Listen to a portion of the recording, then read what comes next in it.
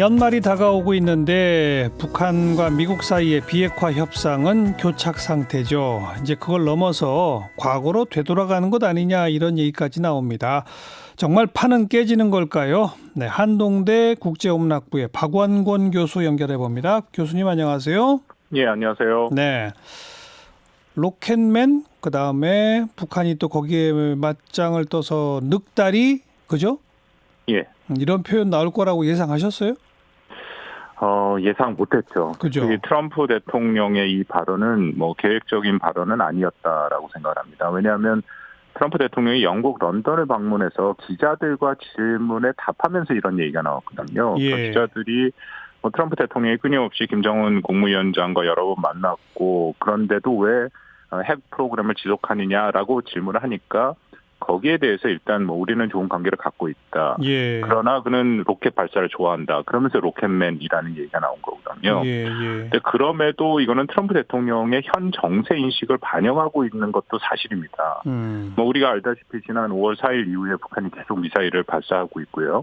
그리고 얼마 전에 스톡홀름에서 북미 간의 실무 협상이 있었는데 사실상 결렬이 됐고, 그리고 뭐 북한의 김정은 위원장은 매체를 통해서 계속 새로운 길, 뭐 정확히 그것이 무엇인지는 아직 뭐 확인은 안 됐습니다만 예. 그런 것들을 계속 얘기하니까 트럼프 대통령 입장에서는 전반적으로 상황이 좀 불리하다. 예. 그런 의미에서 얘기를 했다라고 판단이 됩니다. 예. 그 로켓맨이란 단어가 중요한 게 아니라 그 전에 북한에 대한 군사력 사용 언급한 거 이게 사실 더 중요한 거 아닌가요?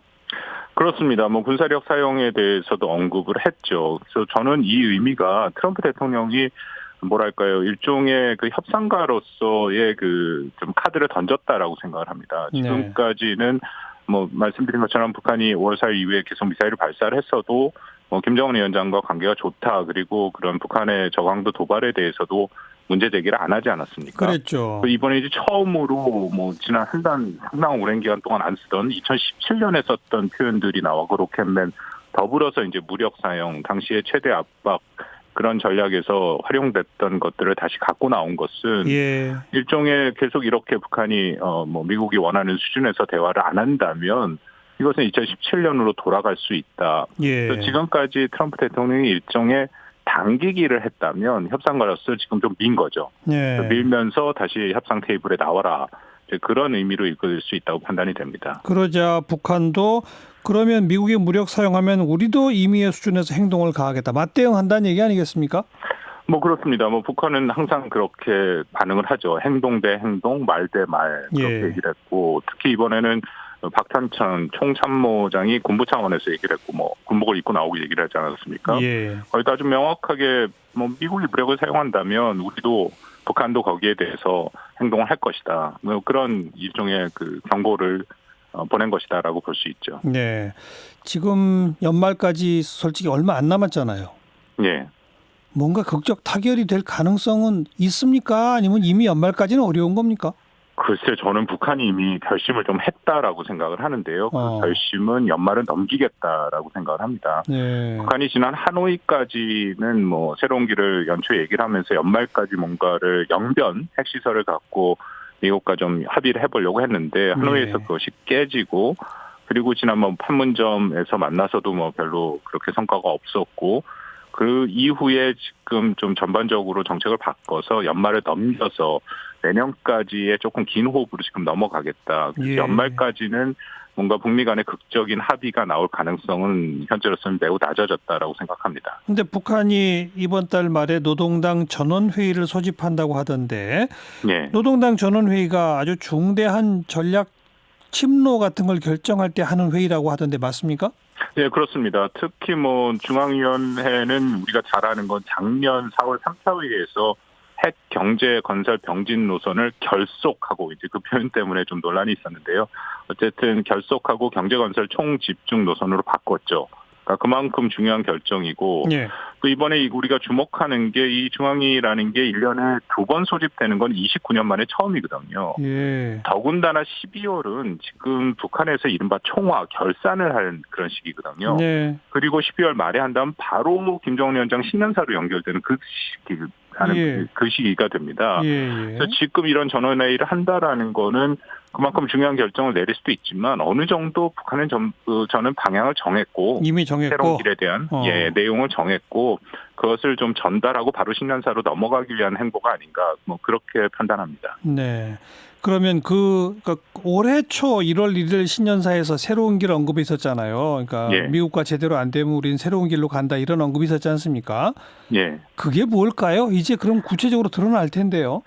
그 기억도 하실지 모르겠는데 그 신년사에 어떻게 표현했냐면 새로운 길을 어쩔 수 없이 부득불 새로운 길을 모색하지 않을 수 없게 될 수도 있다. 그러니까 부정의 뭐 삼중 부정이죠. 근데 이러한 표현은 북한에서 거의 볼 수가 없습니다. 특히 북한의 지도자가 이런 모호한 표현을 쓰지는 않거든요. 그 이후에도 최근 뭐 한 달 사이에 나온 뭐 10여 차례의 담화를 보면 계속 새로운 길인데 이게 추상적인 표현이고 구체적으로 정확히 뭘 말하는지 우리가 모르는 거죠. 네. 그러니까 그만큼 북한의 입장에서는 이걸 융통성 있게 활용할 수 있습니다. 얼마든지 체면 치레가 가능하고 새로운 길에 대해서 여러 가지 해석을 할 수 있는 여지를 열어놨다라고 보면 되거든요. 기본적으로 미국과의 판을 완전히 깰 생각은 저는 없다고 보고요.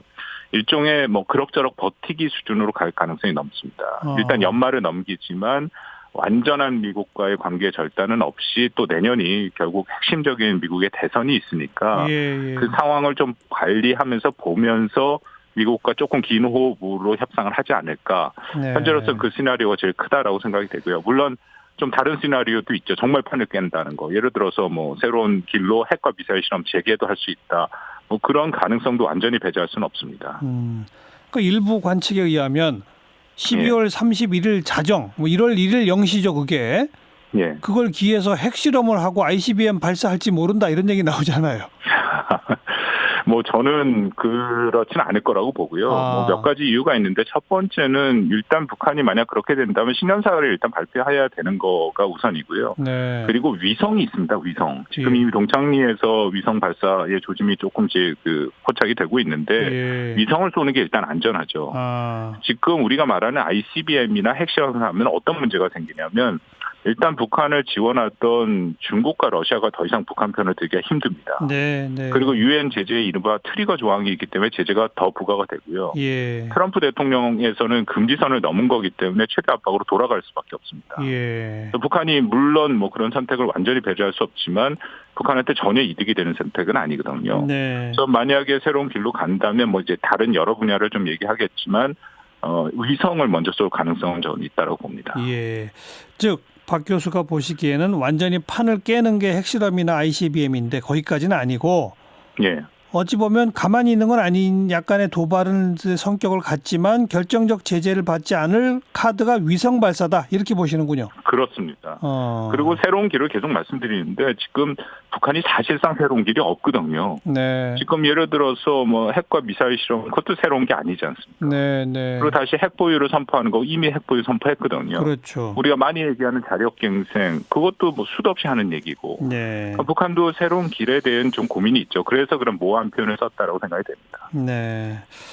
장기전으로 돌입하기로 이미 북한은 결심한 것 같다. 이 말씀. 그럼 미국은 어떤 결심을 하고 있는 것 같습니까? 그러니까 미국은 지금 플랜 B를 준비하고 있다라는 생각이 들거든요. 이렇게 되다 보면은 어차피 뭐 장기로 가고 또 협상이 순조롭게 진행이 안 될 수도 있고 그리고 말씀드린 것처럼 북한이 정말 극단적인 선택을 할 수도 있다라는 거죠. 그래서 최근에 뭐 정찰기가 계속 한반도에 이렇게 전개되는 것도 그런 이유고 여러 가지 가능성을 지금 놓고 얘기를 하는데 트럼프 대통령 입장에서도 판을 깨는 건 원치 않죠. 그래서 이미 뭐 그 무력 사용이라 그런 얘기를 했지 않습니까, 로켓맨. 근데 이게 지금 북한에서 경고를 했으니까 아마 우리가 좀 보면 확인이 될 겁니다. 말조심을 좀 할 가능성은 좀 있고요.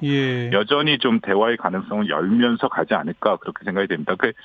뭐 트럼프 대통령 명확하게 얘기했으니까요. 금지선만 넘지 않으면 우리는 북한과 대화를 한다라고 얘기했으니까요. 우리는 뭘 할 수 있을까요? 이 와중에. 한국이 지금 상황이 매우 어렵죠. 어려워요. 어렵고 근데 지금 너무 뭐 그렇다고 조바심을 낼 건 아니다라고 생각이 되고요. 늘 북한과 미국 사이의 협상의 돌파는 긴장이 최대한 고조되고 그 표현이 맞을지 모르겠습니다만 좀 이렇게 골마서 약간 터지는 순간에 이렇게 대화들이 이루어지거든요. 예. 우리 정부 입장에서는 조금 긴 호흡으로 갈 필요가 있습니다. 예. 또 하나는 지금 북한이 아주 명확하게 남북 관계를 북미 관계 하위에 놨어요. 예. 그러니까 지금 다시 말씀드리면 이거는 북미 관계가 뭔가 진전이 돼야 남북 관계를 풀겠다라는 의지를 너무나도 확실하게 여러 번 얘기를 했거든요. 그렇죠. 그렇죠. 네, 그런 상황이면 차라리 우리 정부는 북한에 대해서 계속 뭔가를 하자라고 얘기하는 것보다는 지금은 네. 조금 상황을 관리하면서 기다리는 게 맞다라고 봅니다. 왜냐하면 예. 자꾸만 북한에 대해서 뭘 하자고 하면 두 가지 문제가 있는데 국제적인 공신력이 떨어지고 우리가 북한에 대한 협상력이 약해져요. 예. 그러니까 지금은 조금 호흡을 길게 갈 필요가 있다고 생각합니다. 예. 골마서 터지는 순간에 극적 대화가 되더라. 또 이게 참 이상한 방식이긴 한데 예, 뭐 북미 간에는 그런 식으로 많이 대화가 됩니다. 그러니까요. 그러니까 또 한편에서는 동트기 직전이 가장 어렵다. 뭐 이런 말도 있지 않습니까? 예, 지금 그 암흑기로군요. 암흑기. 네. 그렇습니다.